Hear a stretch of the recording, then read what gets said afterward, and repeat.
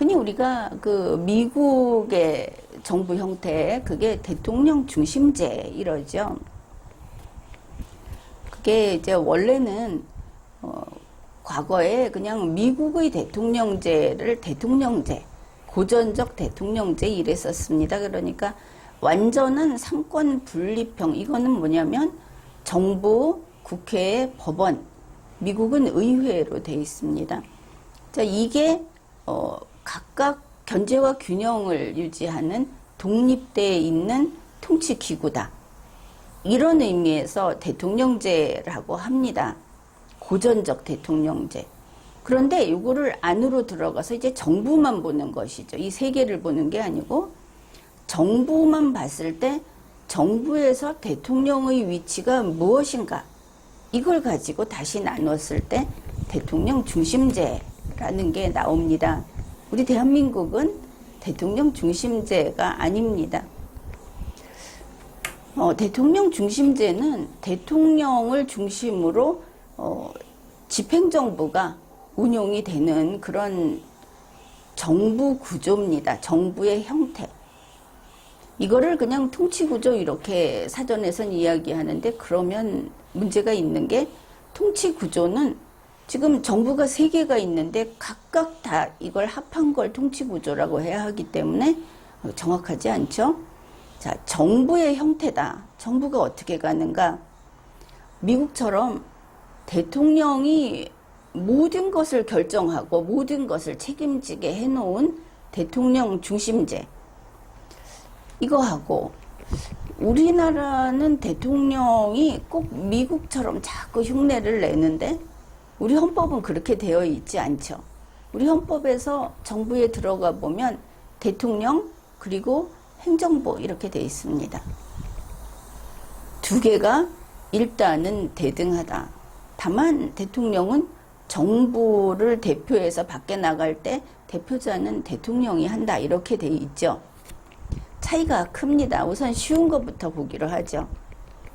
얼마 전에 윤석열 당선자가 미국에서는 장관을 비서라고 부르더라, 세크러테리라고 부르더라, 나도 그렇게 하겠다, 이런 소리를 했는데, 그건 뭐 깡무식한 이야기고, 그게 바로 미국과 우리의 그 정부 구조의 차이인 겁니다. 미국에서는 우리 같으면 장관이라고 해야 하겠죠. 이 행정각부의 책임자를 장관이라고 부르지 않고 비서 이렇게 부릅니다. 우리는 장관이 미니스터, 이게 보면 이렇게 구역을 나눠서, 그러니까 영역을 나눠서 고기의 우두머리라는 뜻이 있습니다. 장관, 미니스터에는. 그런데 비서라고 하는 데는 그 우두머리 개념이 없죠. 미국에는 장관이 없습니다.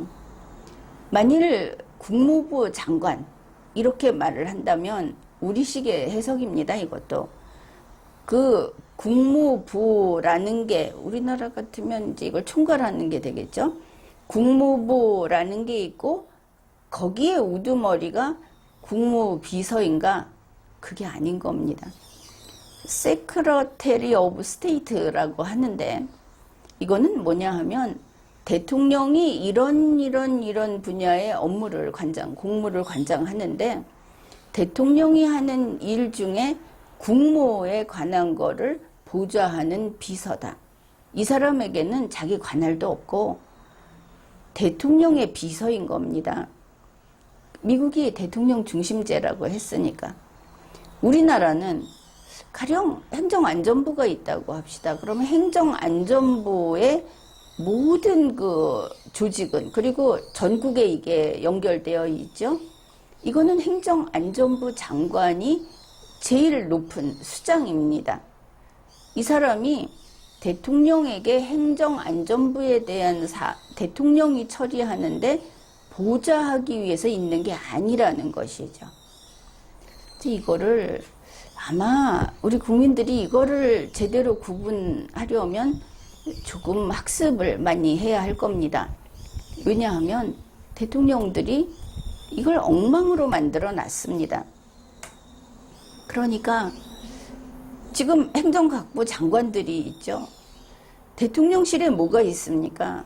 수석비서관이 있죠. 이 사람들이 행정각부의 그 업무를 다 나눠서 가지고 있습니다. 무슨 수석, 무슨 수석.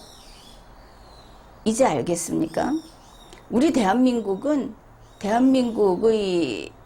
그 행정부는 미국의 행정부하고 다릅니다. 미국은 대통령 중심제고 우리나라는 그냥 고전적 대통령제라고 할 수 있습니다. 삼권분립이 돼 있으니까. 우리나라 대통령은 대통령이 뜻대로 행정 업무를 할 수 없습니다. 대통령은 일종의 회장 같은, 어떤 회의를 할 때 의장 같은 그런 자리라는 걸 알 수 있습니다. 그러니까 우리나라를 대표해서 나라 밖에 나가서 활동도 하고, 또 국내에서는 정부를 벗어나면 정부를 대표해서 어떤 활동도 합니다. 그러나 정부가 실제로 하고 있는 그 예산 집행을 하는 막대한 일들은 대통령이 그건 이렇게 해, 그건 이렇게 해라고 할 수 있는 게 아니라는 것이죠. 행정각부의 장관들이 직접 이 책임을 지는 겁니다. 이 일을 도와주고 조율하는 것은 국무총리입니다. 그러니까 국무총리도 자기 뜻대로 할 수 있는 게 아니죠. 그런데 우리나라의 대통령들이 미국을 따라서 보니까 미국 대통령이 백악관에서 비서들을 모아놓고 하는데 우리나라에서 보니까 장관들처럼 보이더라. 그래서 대통령실에 전에 같으면 뭐 비서실 안에다가 수석 비서관 이런 사람들을 두고 미국식으로 이 사람들한테 장관급 이런 자리 준 거죠. 미국처럼 당신은 국무비서, 당신은 무슨 비서 이렇게 놓고 이 사람들이 장관을 자기네 마음대로 쥐락펴락 했던 겁니다. 지금 상태가 딱 이겁니다. 이제는 그 계층적인 구조가 이해가 될 겁니다. 그래서 항상 저 대통령실에 있는 수석 비서관 회의를 한다는 저 수석들, 저거 옥상옥이다. 이렇게 말을 하면서도 대통령한테 머리 숙이는 그 풍습 때문에 이걸 건드리지 못했던 것이죠. 자, 그러면 수석 비서관 회의라고 하는 것이 무엇을 침범합니까? 국무회의를 침범합니다. 헌법에서 헌법기관인 국무회의를 무력화하는 그런 헌법 내란죄를 저지르는 것입니다. 그런 문제는, 헌법 유린 문제는 이제 뭐 이거는 명백하니까 때때로 다룰 것인데, 지금 한국의 대통령들은 미국 대통령의 비서들, 그러니까 미국 행정부 같은 거를 대통령실에 하나 더 차린 겁니다. 헌법은 그거 안 된다고 했죠. 대통령은 대통령 개인의 어떤 그 보좌를 받는 비서실을 둘 수 있고, 그리고 국정을 다루는 것은 행정부에서 한다. 이렇게 돼 있는데 행정부가 이 수석들 밑에 가서 지시를 받고 그들을 보좌하고 이렇게 돼 있습니다. 이게 왜 이렇게 됐느냐? 우리 대한민국과 미국은 다르다. 그걸 몰랐던 것이죠. 지금도 헌법을 개정한다 하는 이야기가 나오면 걸핏하면 연방제 국가 이런 곳에 그 권력 구조 이거를 우리가 도입하자. 미국도 그렇다, 독일도 그렇다 이러는데 미국과 독일은 우리하고 아예 그 우주가 다른 겁니다. 들여올 수 없는 것이죠. 굳이 우리나라 것을 바꾸고자 한다면 우리만의 것을 다시 창출을 해야 합니다. 그런데 지금 개헌하겠다고 하는 정치인 카르텔, 또 지난 수십 년 현재의 대한민국 헌법을 깨뜨리고자 하는 시도를 했던 그 많은 세력들이 이 창출한 그 조직법, 이런 구조를 갖고 있지 못합니다. 그들에게 없는 것이죠. 그러니 우리가 내세우겠다. 국회의원 단임제, 그리고 권력구조, 권력기관 리셋을 하는 그런 개헌안을 이제 이렇게 하나하나 우리가 활동을 해가면서 나중에는 개헌안까지 다 만들어서 내기로, 그리고 그것을 관철하기 위한 활동을 하는 겁니다. 이미 시작이 된 것이죠. 미국의 대통령 중심제와 우리나라의 대통령제는 다르다. 우리나라 대통령은 대통령 비서실에 대통령실이라는 걸 만들어서 미국의 행정부를 들여놓는 저짓을 멈춰야 한다. 분명하게 알고 이걸 깨부수자.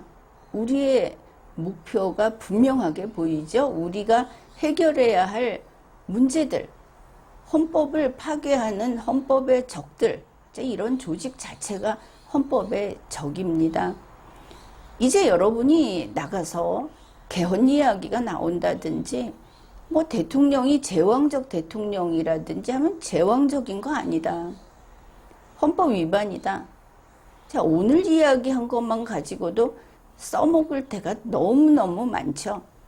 그러니 뭐 언론사라든지 국회라든지 또 뭐 정부 기관들에도 보면은 국민이 의사표시를 할 수 있는 곳은 많고 기회도 많습니다.